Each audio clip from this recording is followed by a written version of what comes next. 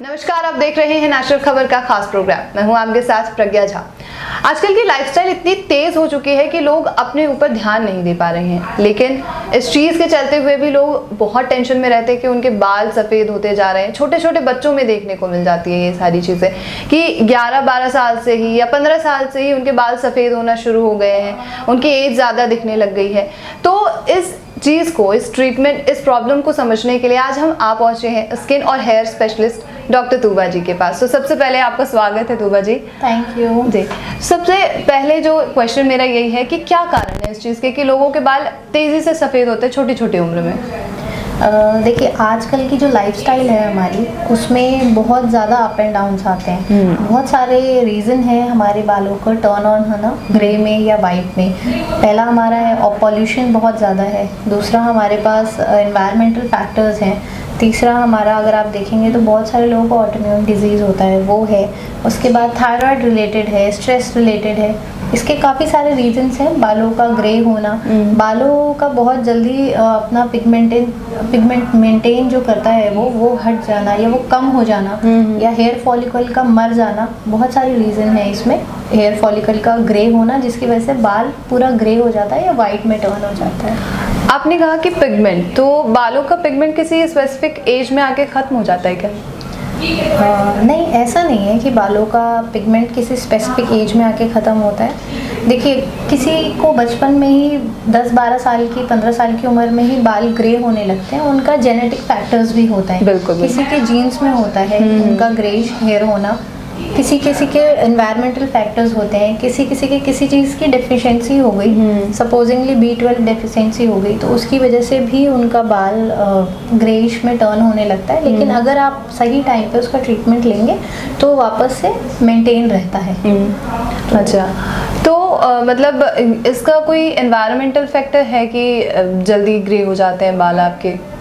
बिल्कुल environmental factor है। अगर आप प्रॉपर डाइट नहीं ले रहे हैं, प्रॉपर डेफिशिएंसीज रख रहे हैं, प्रॉपर मल्टीविटामिन्स, मल्टी मिनरल्स नहीं ले रहे हैं टाइम से, अपने आप को आप रिच डाइट फूड नहीं दे रहे हैं, उसकी वजह से बहुत सारे रीजंस है। जैसे कुछ लोग स्मोकिंग करते हैं, अल्कोहलिक है, उसकी वजह से आपका जो पिगमेंटेशन है वो लैक हो जाता है, क्योंकि आपको सफिशिएंट मिनरल्स नहीं मिल रहे हैं, मल्टीविटामिन्स नहीं मिल रहे हैं, जिसकी वजह से बाल आपके ग्रे में टर्न होने लगते हैं। पिगमेंटेशन जल्दी खत्म होने लगता है। एक सर्टेन एज पे तो खत्म होता ही होता है। जैसे कि आप 40+ हो जाते हैं तो आपका जो पिगमेंटेशन है वो लूज होने लगता है। लेकिन अगर जल्दी लूज हो रहा है, 25-30 की एज में लूज हो रहा है, दैट मीन्स आप वेल सफिशिएंट मल्टीविटामिन्स, न्यूट्रल्स या हाइड्रेटेड नहीं है। तो इसका कोई खास ट्रीटमेंट जो लोगों को लेना चाहिए इस चीज़ के लिए?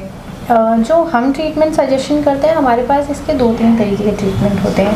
पहला ट्रीटमेंट हमारे पास PRPs होते हैं। हम PRPs में भी 2 ट्रीटमेंट PRPs होते हैं। एक नॉर्मल PRP हम प्रिस्क्राइब करते हैं जो normally hair fall, hair growth के लिए होता है। एक हम प्लस GFC वाला PRP सजेशन देते हैं। एडवांस टेक्निक है, उससे बालों को जल्दी ग्रोथ मिलती है, साथ साथ में आपके बाल हेल्दी हो जाते हैं।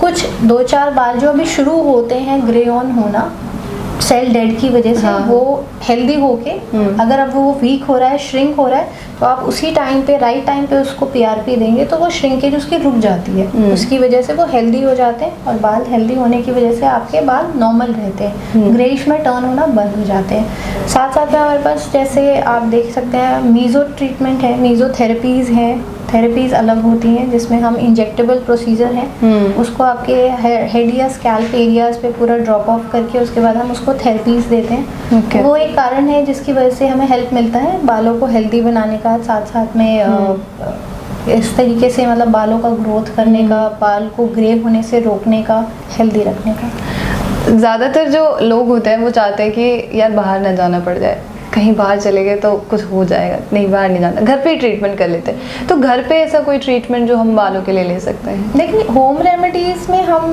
पहले के लोग भी यूज़ करते थे। कोकोनट ऑयल अच्छा है, फेनल सीड्स अच्छे हैं, साथ साथ में कैस्टर ऑयल अच्छा है। अगर आपके बाल उससे रुक रहे हैं, उन चीज़ों से आप अपने बाल हेल्दी बना सकते हैं तो आप कर सकते हैं। Castor oil is good for hair as well as health, और ऑलिव ऑयल भी अच्छा है। साथ साथ में कोकोनट ऑयल बेस्ट माना जाता है, तो वो ज़्यादा अच्छा है, ज़्यादा कन्वीनियंट है। बट अभी क्योंकि पॉल्यूशन ज़्यादा है, बिल्कुल ज़्यादा एनवायरमेंटल फैक्टर्स इशू हैं, सॉल्टी वाटर इशू है, बहुत सारे लोगों का एरिया का पानी खारा होता है, खराब है, जिसकी वजह से हेयर फॉल ज़्यादा होता है। तो अगर ऐसा कोई इशू है तो आप please go for this dermatologist treatment, please go for PRP। साथ साथ में कुछ मेडिकेशन स्टार्ट होती है। This is been a course for 3 months या 2 महीने का।